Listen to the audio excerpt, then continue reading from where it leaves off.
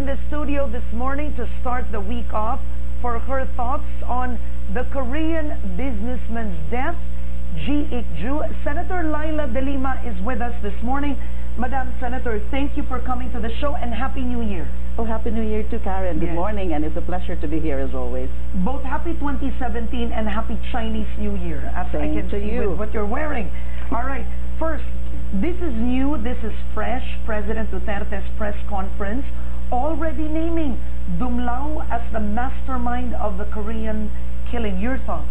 Well, certainly it's a very welcome development because, Karen, you know, I've always thought when I was going over available materials before the hearing last week before the Senate Committee on Public Order and Dangerous Drugs, that it could not be just SPO3, Ricky Santa Isabel. Okay. Why is that? Well, it's simply difficult to imagine that an operation like this, an illegal one, which led to the killing of the abducted Korean, could have been pulled off only by a single SPO3 policeman and probably aided by a few others. But I could really smell through the entire charade that they're trying to put up, that it's just really this Santa Isabel. So apparently in the course of the hearing, this Rafael Dumlao, Superintendent Rafael Dumlao, the immediate superior of Ricky Santa Isabel, was rather pushed to the wall. Kasi paulit-ulit siyang pinapangalanan, tinuturo ni Ricky Santa Isabel. So it's good that they have uncovered that, but again, I think there are more to uncover. There have been a lot happening. There have been a lot that is developing. You know, there's the surrender of that of the owner of the funeral parlor, which happens to be a former policeman also. There's also the surrender of this NBI, the so-called NBI asset, Jerry. He was named just an alias Jerry, but I think he has been identified already. And here comes another shocking revelation from the president himself, that there are actually 3 alleged NBI assets involved. So still a lot that is happening, still a lot developing, and to be uncovered. We really have to look into the bottom of this. The plot thickens. The plot thickens. Very quickly, why do you think does Rafael Dumlao, it's the reason kumbaga malakas ang loob niya? He says no evidence points to him. Well, that's also in my mind, Karen. That's the foremost question. That's why I think that other officers perhaps are involved. Now, Rafael Dumlao was reported to have left PNP custody, although there is a new report that he's back, but he's said to have slipped from the Camp Kramet during the weekend. Well, I think he knows a lot. Now, and if we are to believe also the story of SPO3, Ricky Santa Isabel, especially pointing to a supposed audio conversation between him, his wife, and a few named officers, including Rafael Dumlao. And even, this is something that is shocking, Superintendent Glenn Dumlao and this Alan Macapagal, Superintendent Alan Macapagal, both are with AKG. He said something about talking to them, and then the next day his wife and Rafael Dumlao were conversing in successive phone conversations, which he admits to have been recorded, which puts him in a bind because it makes him vulnerable to a charge for violation of the Anti-Wiretapping Act. So what exactly were discussed? If it's true that there was such a meeting allegedly recorded, what was discussed? So I want to ask you, because Senator Panfilo Lacson did not allow the recording to be used in the Senate. But will you be able to get from Santa Isabel the contents of the recording through testimony? In other words, he can say, this is what she said, he said. Definitely, because they claim to be part of the meeting, and then according to Ricky Santa Isabel, his wife, Jinky Santa Isabel, had a series of phone conversations. So Mrs. Santa Isabel and even SPO3 Ricky Santa Isabel can testify based on their personal recollection, personal knowledge of that alleged conversation, whether it's in a meeting or through phone conversation. But as to whether or not they could really replay the recorded conversation, well, that is still to be really studied in the sense that, you know, we have still an anti-wiretapping law. Now, the family of the Korean businessman paid 5 million pesos. Supposedly for his safety. It was for the kidnap for ransom, and they paid. Where is the money? That's also, again, a nagging question. I don't think that aspect was really tackled during the last hearing. So I think it would be good if we cover that matter in the resumption of the hearing this coming Thursday, February 2, because it's not clear yet. Well, logically, the ones who abducted the Korean, Mr. Choi or G, would have it. But where is it now? Logically, the same people who abducted him would be the same people who would demand for ransom. But is that really the case? Can we really assume that as a matter of fact? I see. Now, based on the hearing, who do you believe killed the Korean businessman? It could be either. Killa, yung talagang physically. Yes. Well, we have to really also find that out. So you don't think it's Santa Isabel? Well, Santa Isabel denies being involved in the abduction itself and in the killing. That is based on his testimony representations during the last hearing. We do not really know yet the real story. He only admitted to certain acts, but not the act of abduction itself. He denies being there. He denies that vehicle, Hilux, was theirs. But it was admittedly, they admit to the license plate number of that particular vehicle, but he is denying that that is not their vehicle. Do you believe that he was not involved in the abduction and the killing? I couldn't say that yet. We really have to hear them out further. I'm referring to both SPO3 Ricky Santa Isabel and Mrs. Jinky Santa Isabel, because they admitted that that's the license plate, but they are denying that it's the same unit. Ricky Santa Isabel even pointed to the lack of this carrier. But and that's easy to remove. That is easy to remove. That's why I cannot just accept as gospel truth his own narration. Another police officer, Villanueva, I believe, claims that Santa Isabel killed the Korean. Villanueva? There's another police officer coming to Rabanal? Rabanal? Yes. Yes. What I know, it escapes me now, but it starts with the letter V.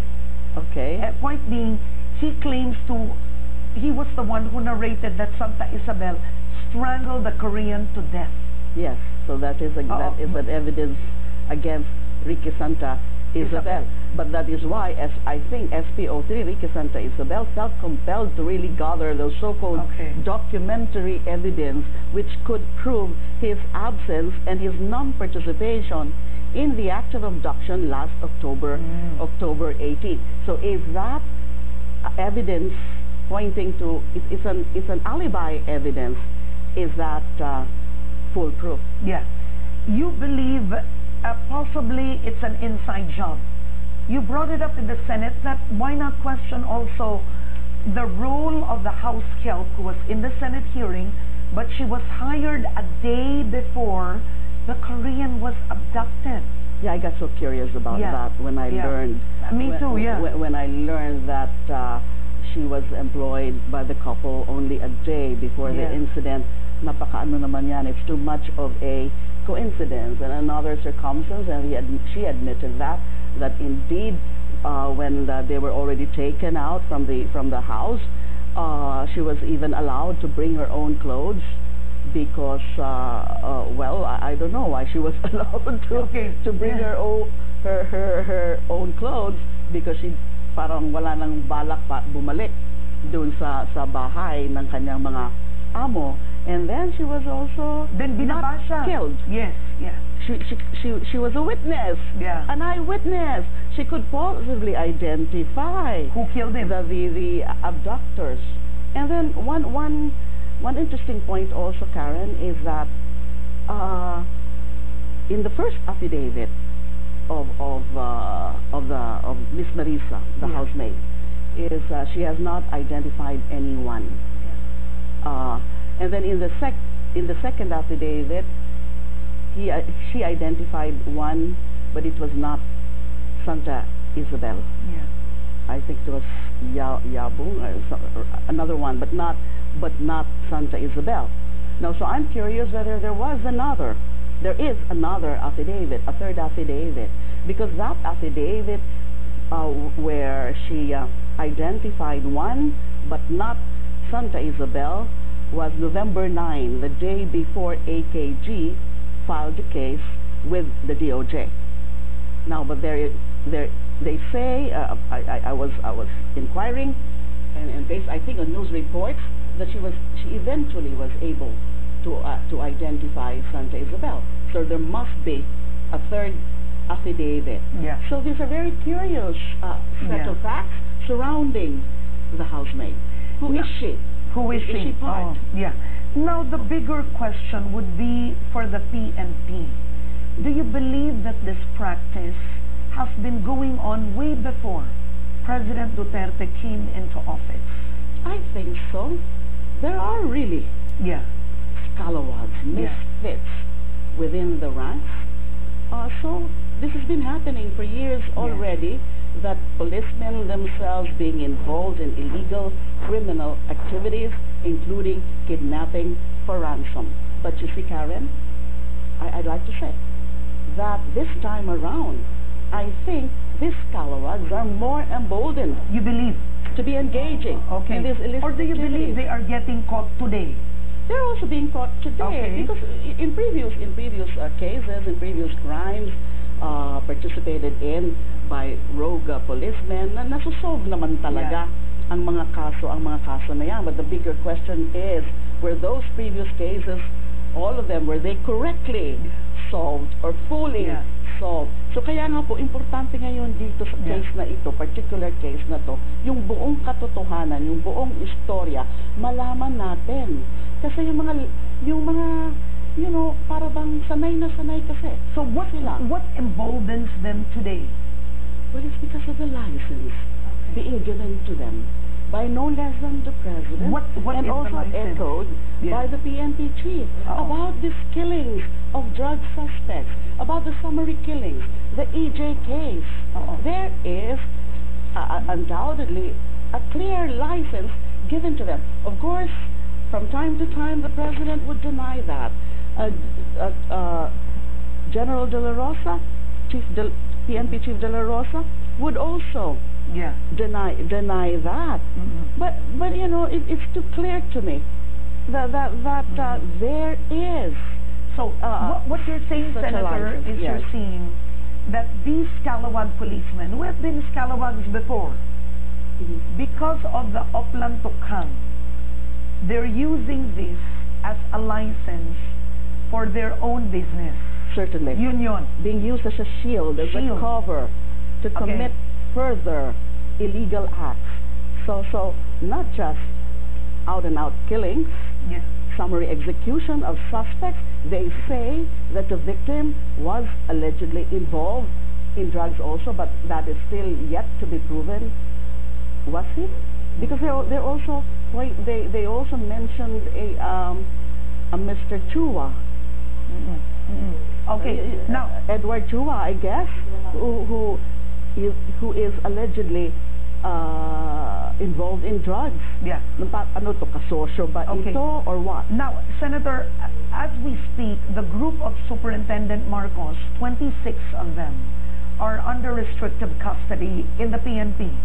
That was for the killing of Mayor Espinosa and another person. They were in jail. Yes. The group of Ricky Santa Isabel and Dumlao, I think they are 7 of them now under restrictive custody.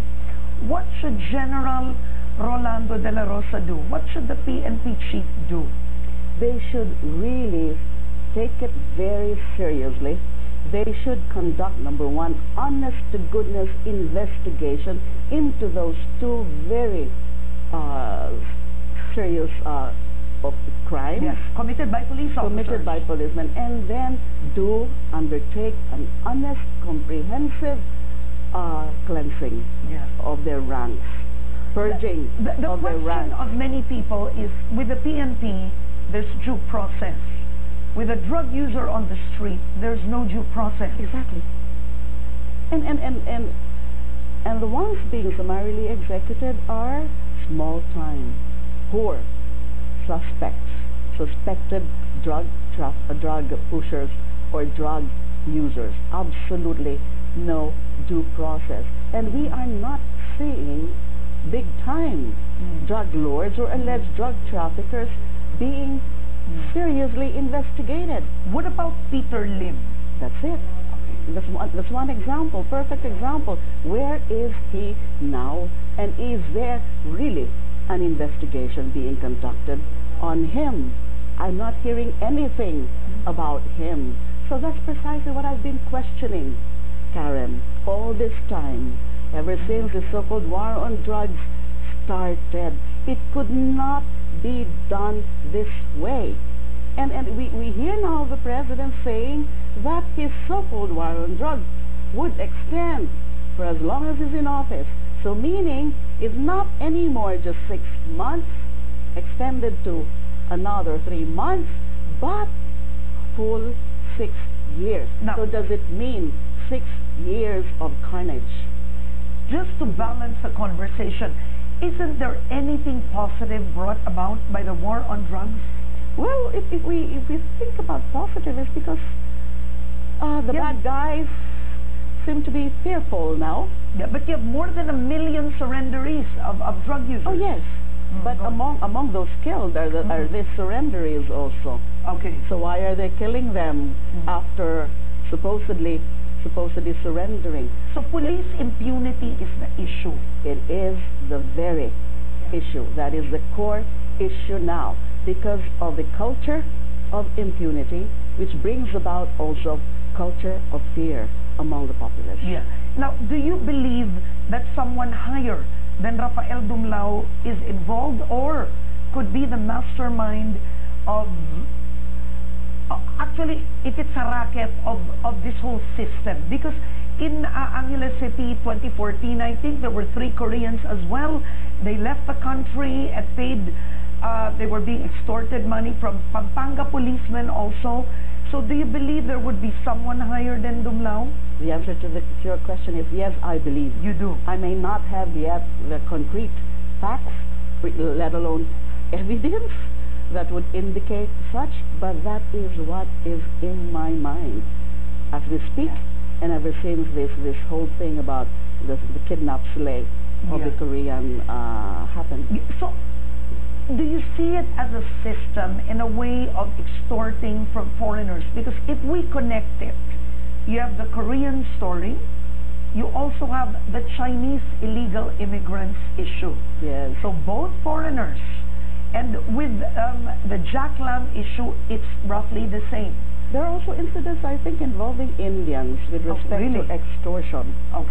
The aspect of extortion, I'm not sure about whether any Indian has been killed or kidnapped. But with respect to extortion, we hear also about that. Yeah.